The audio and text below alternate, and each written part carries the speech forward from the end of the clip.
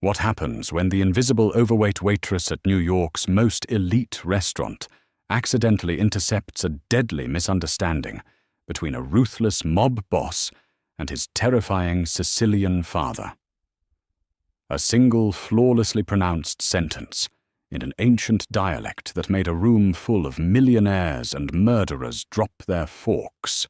Penelope Hayes was used to being invisible, which was ironic considering she took up more space than anyone else in the room. At 25 years old and proudly wearing a size 22, Penelope was a soft, heavy-set woman in a world that worshipped sharp angles and hollow cheekbones. She worked as a server at Il Sogno Bianco, an ultra-exclusive Michelin-starred Italian restaurant located on East 63rd Street in Manhattan.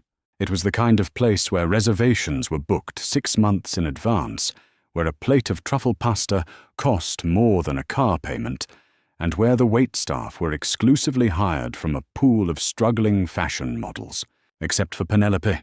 She had been hired purely by accident during a desperate staffing shortage 3 years ago, and she only survived the purges of the superficial general manager, Arthur Pendleton, because she was arguably the hardest working employee in the building.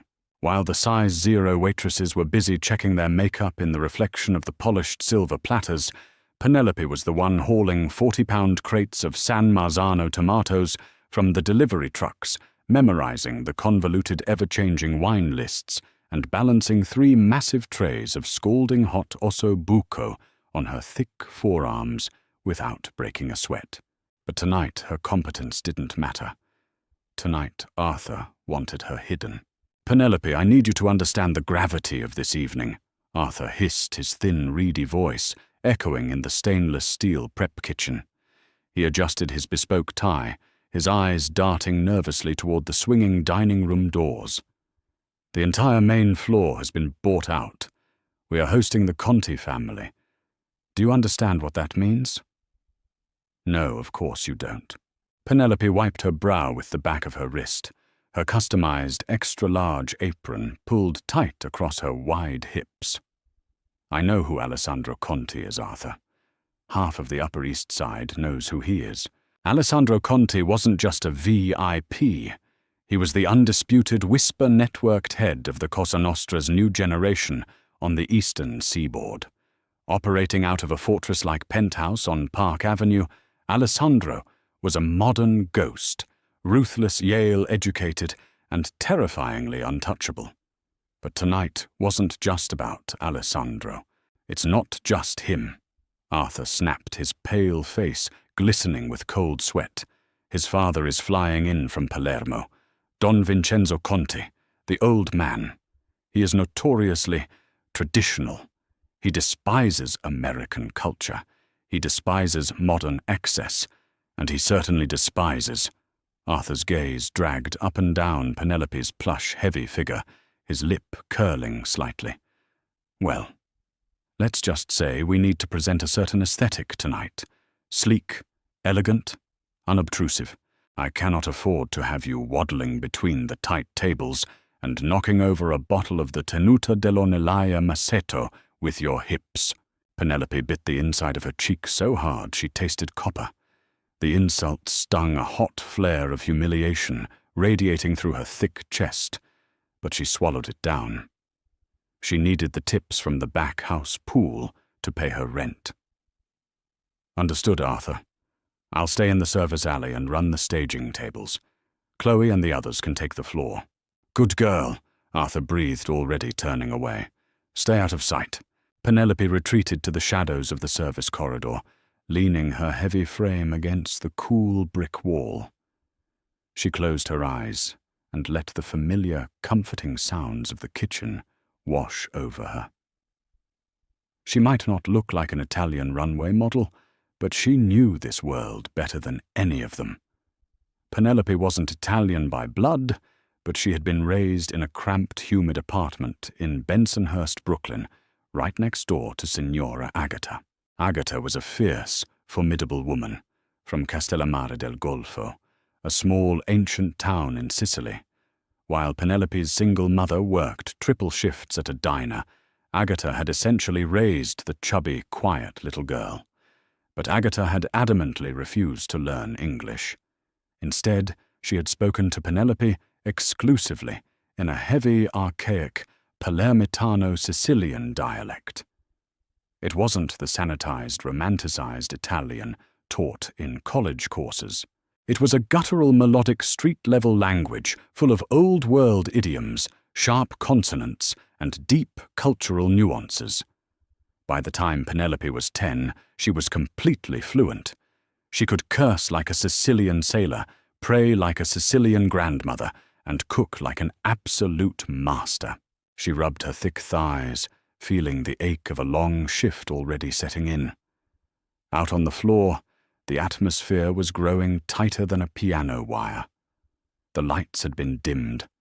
The jazz music had been turned down to a low, mournful hum. The regular patrons had been cleared out hours ago. At exactly 8 p.m., the heavy mahogany front doors of Il Sogno Bianco swung open, and the temperature in the restaurant seemed to plummet by 10 degrees. From her hidden vantage point behind the sheer velvet curtains of the service station, Penelope watched them enter. First came the security. 4 men built like brick walls, wearing sharply tailored black suits that couldn't quite hide the bulges of their shoulder holsters. They fanned out across the empty dining room, their eyes scanning the corners, the exits, and the terrified waitstaff. Then Alessandro Conti walked in. He was breathtakingly lethal. Mid-30s, tall and lean, dressed in a charcoal Brioni suit that clung to his broad shoulders. His hair was dark and slicked back, his jawline sharp enough to cut glass, but it was his eyes that made Penelope's breath catch in her throat. They were a dead, fathomless black. He moved with the terrifying grace of a predator that knew it had no natural enemies, but the air of the room didn't truly snap until the man behind him stepped over the threshold. Don Vincenzo Conti. The old man was shorter than his son, broad-chested, and built like a weathered oak tree. He leaned heavily on a polished wooden cane topped with a silver wolf's head, but there was nothing frail about him. He wore a heavy wool suit, despite the warm New York evening, a fedora resting in his gnarled hands. His face was a map of deep scars and sun-baked wrinkles, and his eyes, the exact same black as Alessandro's, burned with an ancient, uncompromising fury. The silence in the restaurant was absolute. The waitstaff stood at attention, like terrified soldiers. Arthur was trembling so violently, his clipboard was rattling against his hip. Alessandro gestured to the prime corner booth. "Padre per favore," he murmured, his Italian clipped and formal. Vincenzo didn't say a word. He limped to the booth, his cane striking the marble floor with heavy, ominous thwacks. He sat down, waving away the trembling hands of Chloe, the size 0 waitress, who was attempting to drape a linen napkin across his lap. "Non toccarmi," Vincenzo growled. "Do not touch me." Chloe gasped, stepping back so fast she nearly tripped over her own heels. Penelope winced from the shadows. This was going to be a disaster. The dinner began, and it was a masterclass in slow-motion agony. Penelope watched as Alessandro attempted to broker what looked like a high-stakes peace treaty with his father. Between them sat an older, nervous-looking man in a cheap suit, a translator. It became immediately apparent that Vincenzo refused to speak English, and he also refused to speak standard Italian. He was speaking entirely in thick, rapid-fire, localized Sicilian dialect. The translator was sweating profusely, dabbing his forehead with a handkerchief. He was missing the nuances. Penelope could hear it from 20 feet away. Vincenzo was speaking in metaphors utilizing old Castellammarese idioms that the translator was butchering into literal, nonsensical English. Alessandro was growing visibly irritated. He rubbed the bridge of his nose, the heavy gold of his Patek Philippe watch, catching the dim light. "Tell him," Alessandro snapped at the translator, "that the territory in the Bronx is secure. We don't need to send a message to the Russians. It's handled." The translator turned to Vincenzo, and stammered out the translation in broken formal Italian. Vincenzo's eyes narrowed. His gnarled hands gripped the silver wolf's head of his cane. He leaned forward, ignoring the translator entirely, and locked eyes with his son. Suddenly Vincenzo erupted. His voice boomed through the silent restaurant, a harsh, guttural roar of pure Sicilian rage. He slammed his fist onto the table, making the crystal wine glasses rattle. The bodyguards in the room instantly stiffened their hands, hovering inches from their lapels. "You bring me to this plastic box," Vincenzo roared in his native tongue, the dialect rolling off his tongue like thunder. "You feed me grass and water, surrounded by these walking skeletons who shake like wet dogs. You surround yourself with fools who cannot even speak the mother tongue, and you tell me you have the wolves under control. You are a boy playing in the mud. Alessandro, you have forgotten the blood of the island." The translator whimpered. Alessandro leaned forward, his face a mask of cold fury. "What did he say?" Alessandro demanded, his voice dropping to a terrifying, deadly whisper. "Translate it, exactly." The translator stammered, his face pale. He says you are a boy, and that the restaurant is bad." It was the wrong thing to say. It was a pathetic, watered-down summary of a deeply poetic, deeply insulting reprimand. Vincenzo knew the translator had failed. The old man scoffed in disgust, grabbing his cane. He began to push himself up from the table. Penelope knew exactly what this meant. If Vincenzo walked out of this restaurant, it wasn't just a ruined dinner. It was a declaration of war. It was a father disowning his son's empire. The tension in the room was so thick, it was suffocating. Arthur was hyperventilating in the corner. Chloe was silently crying. The bodyguards were tensing for violence. Penelope didn't think. If she had thought about it, the sheer terror of the situation would have kept her glued to the brick wall. But her body moved on instinct, fueled by years of watching Signora Agata storm around the kitchen, demanding respect. She pushed her way through the velvet curtains. Her heavy black shoes clicked against the marble floor. She didn't try to shrink herself. She didn't try to hide her wide hips or her thick arms. She walked with the solid, grounded weight of a woman who knew exactly how to take up space. As she approached the table, Arthur's eyes widened in absolute horror. "Stop," he mouthed silently, looking like he was about to faint. One of the bodyguards stepped directly into Penelope's path, pressing a massive hand against her collarbone to stop her. "Back off, sweetheart," the guard growled. Penelope didn't even flinch. She looked the guard dead in the eye, her soft, round face set in stone.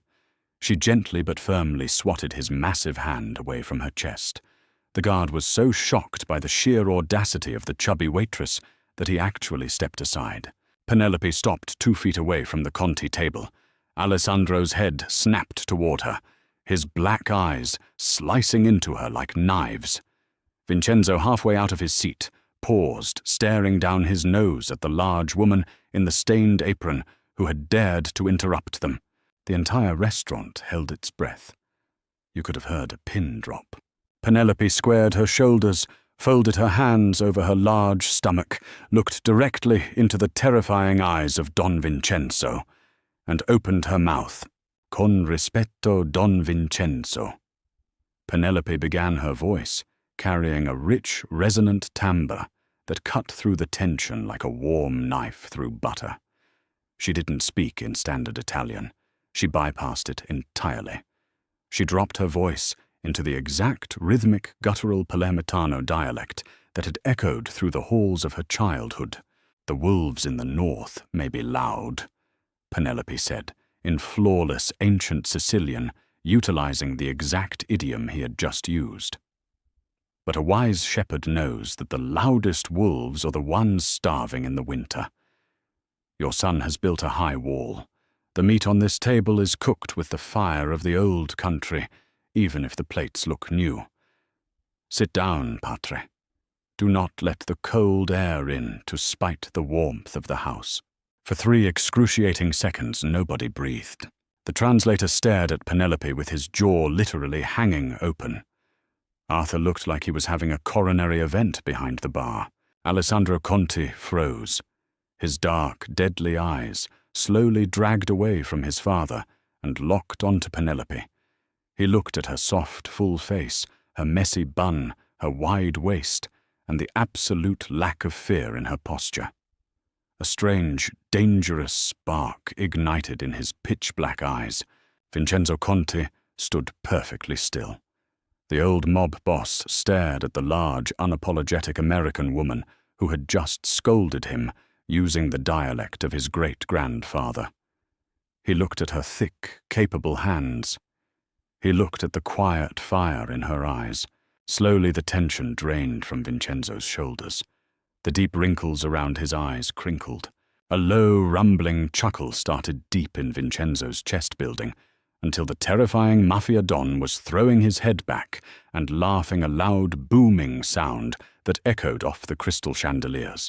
"Minchia!" Vincenzo roared affectionately, slamming his cane onto the floor.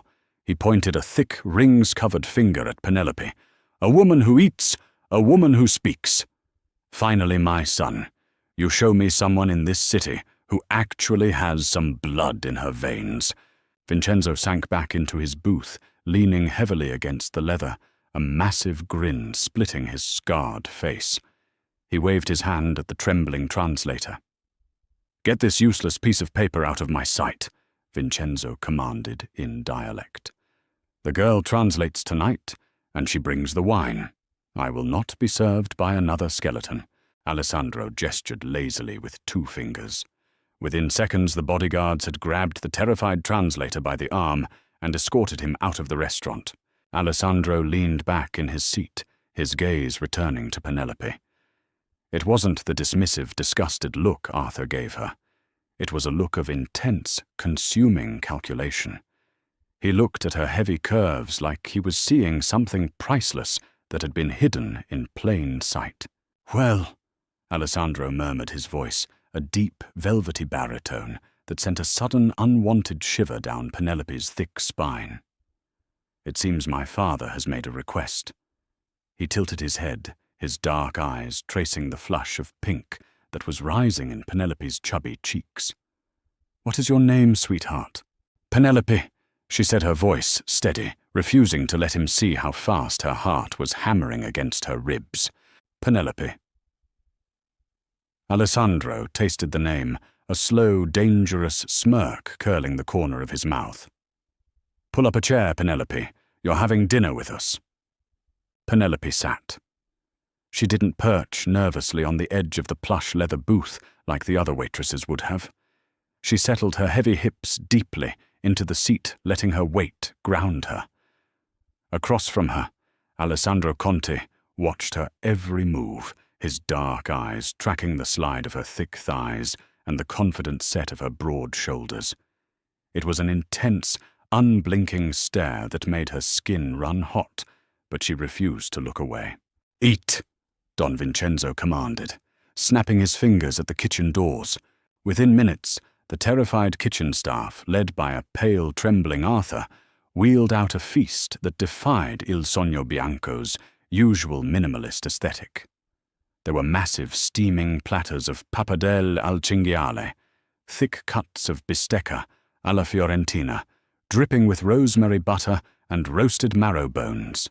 Vincenzo bypassed the delicate $500 bottles of Pinot Noir Arthur had selected, instead demanding Penelope choose the wine. She immediately ordered 3 bottles of Tenuta San Guido Sassicaia 2016, a bold, heavy Super Tuscan that could punch through the rich fat of the meal.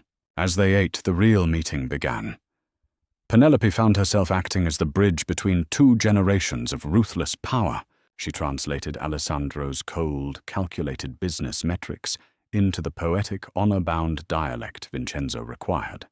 She spoke of the ports in Red Hook, the shipment delays caused by the longshoremen unions, and the brewing tension with the Russo family specifically a brutal Brooklyn underboss named Jimmy Blue Eyes. Russo, a real-life terror who had been encroaching on Conti territory near the Gowanus Canal. Through it all, Penelope didn't just translate. She ate. She didn't pick at her food. She dragged thick cuts of crusty bread through the bone marrow, relishing the rich flavors, washing it down with generous swallows of the heavy red wine. Alessandro was mesmerized. He had spent his entire adult life surrounded by women who treated food like poison, fragile socialites, who starved themselves to fit into sample sizes, hollowed out, and constantly anxious. But Penelope was lush. She was a woman of undeniable substance, utterly unapologetic about her size, her appetite, or her intelligence. Every time she laughed at one of Vincenzo's dark jokes, her soft, generous breasts pressed against the bodice of her uniform, and Alessandro's gaze darkened with naked, predatory hunger. "You have a good head on your shoulders, Piccola," Vincenzo said, wiping his mouth with a linen napkin. "You understand the old ways? Not like these modern fools who think power is a spreadsheet. Power is blood. Power is territory. Power is also knowing when the wind shifts, Don Vincenzo," Penelope replied smoothly in Sicilian, meeting his gaze. "A strong tree bends in a hurricane, a rigid one snaps." Vincenzo's eyes widened, and then he slammed his hand on the table in pure delight. "Alessandro," he barked in standard Italian, looking at his son, "if you do not marry this woman, I will adopt her and give her your seat at the table." Alessandro leaned closer to Penelope, his voice dropping to a low, intimate rumble that vibrated right through her chest. "I have no intention of letting her go anywhere, Padre." Before Penelope could process the sheer gravity of that statement, the heavy oak front doors of the restaurant exploded. The sound was deafening, a concussive blast of shattering glass and splintering wood that blew the massive doors completely off their hinges. The serene jazz music playing over the speakers was instantly drowned out by the harsh, mechanical roar of automatic gunfire. "Get down!"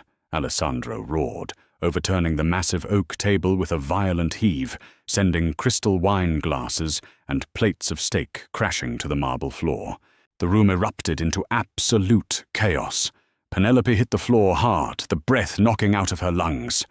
Above her, the Conti bodyguards had already drawn their weapons, returning fire toward the entrance. Through the smoke and flying plaster, Penelope saw the attackers, 5 men wearing heavy tactical gear, their faces covered with ski masks. Jimmy Russo's men. They had tracked Vincenzo from the airport. Arthur screamed from the bar, diving behind the espresso machine. Chloe and the other waitstaff were paralyzed, shrieking in terror, as bullets shredded the expensive Italian upholstery and shattered the crystal chandeliers, sending showers of glass raining down on them. "Padre!" Alessandro yelled, firing his Sig Sauer blindly over the edge of the overturned table. Vincenzo was struggling. The old man's bad leg had buckled when the table flipped, and he was pinned dangerously close to the exposed aisle. A bullet zipped through the air, tearing a chunk of leather out of the booth, mere inches from the Don's head. Penelope didn't hesitate. Adrenaline flooded her system, entirely overriding her fear. While the thin, delicate waitstaff cowered and screamed, Penelope's size and strength became her greatest weapon. She crawled fast, her thick thighs pushing off the slick marble floor. She reached Vincenzo, grabbing the collar of his heavy wool suit. "Hold on to me!" she yelled in dialect over the deafening roar of gunfire. With a massive surge of strength, Penelope hauled the heavy, broad-chested mob boss backward. She planted her sturdy boots against the floor and dragged him across the aisle, pulling him behind the solid, bulletproof marble of the restaurant's central bar. She threw her own soft, heavy body over his, shielding him from the raining debris and ricocheting bullets. "I have him!" Penelope screamed to Alessandro. Alessandro snapped his head toward her. Seeing his father safely behind the thick marble, shielded by Penelope's fierce protective embrace, something feral and absolute locked into place behind his dead black eyes. He wasn't just fighting for his father anymore. He was fighting for her. Alessandro moved. He was terrifying a ghost in a bespoke suit. He vaulted over the overturned table, moving with lethal precision, taking out two of the masked gunmen with flawless headshots before they even realized he had broken cover. His bodyguards advanced a coordinated wave of violence that swept the remaining attackers out into the street. Within 90 seconds it was over. The silence that followed was heavy, broken only by the whimpering of the waitstaff and the hiss of a ruptured espresso machine. "Clear!" one of the bodyguards shouted from the shattered entryway. Penelope slowly rolled off Vincenzo, her chest heaving, her hands trembling as the adrenaline began to recede. She looked down at the old Don. "Are you okay?" she gasped. Vincenzo looked up at her, his dark eyes wide. Slowly he reached up and patted her soft, flushed cheek. "I am alive," he rasped, "because of a woman with hips wide enough to carry the weight of the world." He chuckled a rough, dusty sound. "You are a lioness." Heavy footsteps crunched over the broken glass. Alessandro rounded the bar, his suit dusted with white plaster, his gun still loosely gripped in his right hand. He looked down at his father, ensuring he was unharmed before his terrifying gaze locked entirely onto Penelope.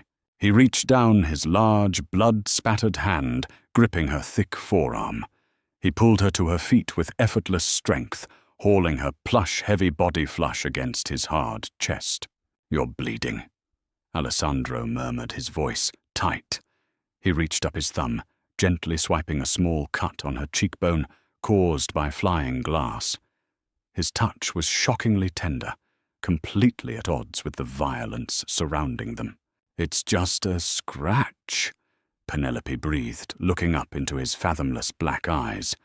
She could feel the rapid, heavy thud of his heart against her breasts. Mr. Conti, Arthur Pendleton, crawled out from beneath the far end of the bar. His designer suit ruined his hair, a frantic mess. He looked at the shattered restaurant, the blood on the floor, and the dead men in the entryway. "My restaurant," Arthur wailed, clutching his head. "The police! The insurance! You people are animals! And you—" Arthur pointed a shaking, accusatory finger at Penelope. "You're fired. I told you to stay out of sight, you stupid fat cow. You brought them over here." The air in the room instantly dropped below freezing. Alessandro slowly turned his head to look at Arthur. He didn't yell. He didn't raise his weapon. He simply stared at the general manager with a look of such absolute predatory malice that Arthur immediately stopped speaking, the blood draining completely from his face. "What did you call her?" Alessandro asked, his voice a soft, silken whisper that carried across the ruined dining room. Arthur swallowed hard, backing up against the wall. I just meant—" Alessandro released Penelope, taking 2 slow, deliberate steps toward Arthur. "This restaurant is currently valued at $4.2 million, Alessandro stated coldly. "As of this exact second, I am buying it for 5. My lawyers will send the paperwork to your widow if you ever speak to my woman like that again. Get out of my sight." Arthur didn't need to be told twice. He scrambled over the broken glass and sprinted out the back kitchen doors, leaving his clipboard and his dignity behind. Alessandro turned back to Penelope. The room was a disaster zone, but he looked at her as if they were the only 2 people on Earth. He stepped into her space, his hands coming to rest on her wide hips, his long fingers gripping her soft curves possessively. "My father is returning to Sicily tomorrow," Alessandro said, his voice dropping an octave, meant only for her ears. "He is leaving the eastern seaboard entirely in my control. He gave me his blessing, not because of my ledgers or my soldiers." Alessandro leaned down, his lips brushing against the shell of her ear, sending a hot thrill straight down Penelope's spine. "He gave it to me because he saw the woman standing beside me." Penelope's breath hitched. "Alessandro, I'm a waitress. I live in a walk-up in Bensonhurst. You were a waitress? Alessandro corrected, pulling her heavy body flush against his, letting her feel the undeniable physical evidence of his desire. Now you own this restaurant, and tomorrow I'm moving you into the penthouse. You're done hiding in the shadows, Penelope. You were built to rule. He didn't wait for her to argue. Alessandro brought his mouth down on hers, kissing her with a fierce, consuming heat that tasted like red wine danger and absolute devotion. Penelope melted into him, wrapping her thick arms around his broad shoulders, kissing the Mafia boss back with all the Sicilian fire she had kept hidden her entire life. From the floor behind them, Don Vincenzo Conti leaned against the bar, watching the two of them with a satisfied grin. He raised a miraculously unbroken glass of Sassicaia toward the ceiling. "Salute," the old man whispered. What an absolutely explosive ending. Penelope went from hiding her curves in the back of the kitchen to saving a Mafia don's life and claiming the heart of New York's most dangerous mob boss. If you loved seeing a fierce, curvy heroine get the respect, power, and passionate romance she deserves, make sure you hit that like button, share this incredible story with your friends, and don't forget to subscribe for more thrilling, pulse-pounding romance dramas.